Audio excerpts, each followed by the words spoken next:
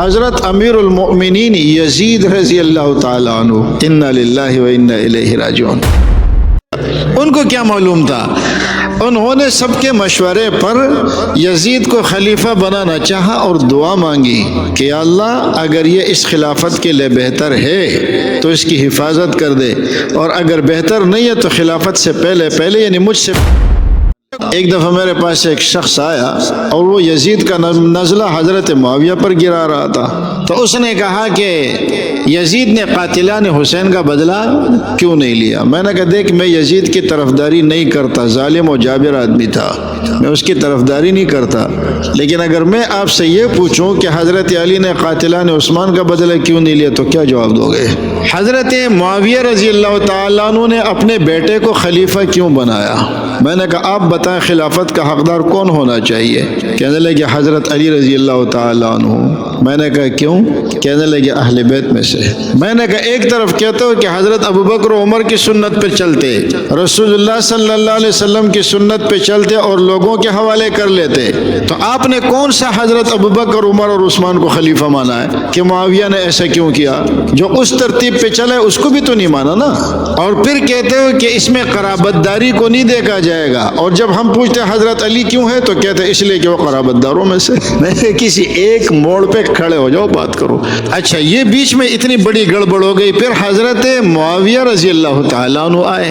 حضرت معاویہ رضی اللہ تعالیٰ عنہ بہت بڑے مدبر اور سیاستدان آدمی تھے۔ اب حضرت معاویہ کے بعد کس کو خلیفہ بنایا جائے؟ اب آپ بتائیں، یہ پیچھے والے حالات کو آپ دیکھیں تو کیسے بندے کی ضرورت ہے؟ یہاں پر ایسے بندے کی ضرورت تھی جو ان حالات پر قابو پا سکے، اور ان کے نظر میں یزید تھا۔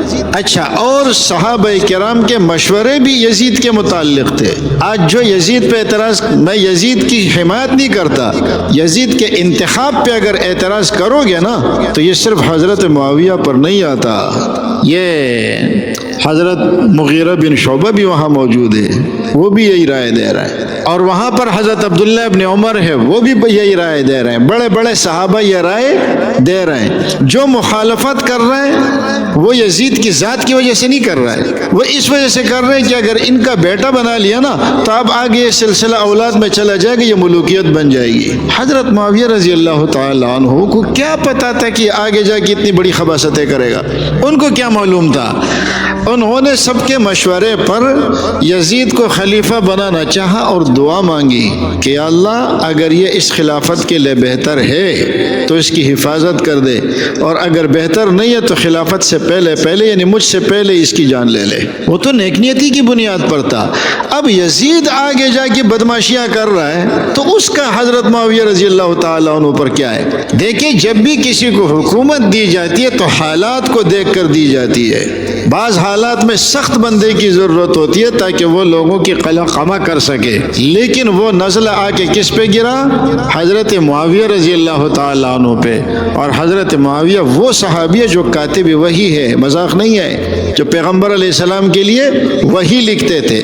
اچھا، اب یہاں دو گروہ آ گئے۔ ایک گروہ وہ ہے کہ جو حضرت امیر المؤمنین یزید رضی اللہ تعالیٰ عنہ، انا للہ و انا الیہ راجعون، اور دوسرا گروہ وہ ہے کہ جو دشمنی کی انتہا کو پہنچا ہے۔ تو اب کیا ہو گیا کہ ایک دوسرے کے ضد میں یہ حرکتیں شروع کر دی، حالانکہ ہم یزید کی حرکتوں سے براءت کا اعلان کرتے ہیں، لیکن یزید کے جو جرائم ہے اس کا ملبہ حضرت معاویہ پر ڈالنا یہ کسی طریقے سے بھی جائز نہیں ہے، اس لیے کہ صرف حضرت معاویہ نہیں ہے، بڑے بڑے صحابہ اس میں خیر سمجھتے ہیں، آگے جا کے وہ شرارت کر جاتا ہے تو اس میں حضرت معاویہ کا کیا قصور ہے؟ دوسری بات یہ کہ تم نے حضرت معاویہ کو کہاں تسلیم کیا ہے؟ اس سے پہلے والوں خلفاء کو کہاں تسلیم کیا ہے؟ اب یزید نے جو حرکتیں کر لی، ہم نہ حضرت معاویہ اس کا ذمہ دار ہے، اور حضرت معاویہ نے صحابہ کرام کے مشورے سے اس کو خلیفہ بنایا تھا اہل سمجھ کے، آگے جا کے وہ نہ اہل نکلا تو اس میں حضرت معاویہ کا کیا قصور ہے کہ اس بیچارے کے اوپر کفر کے فتوے لگنا شروع ہو جائے؟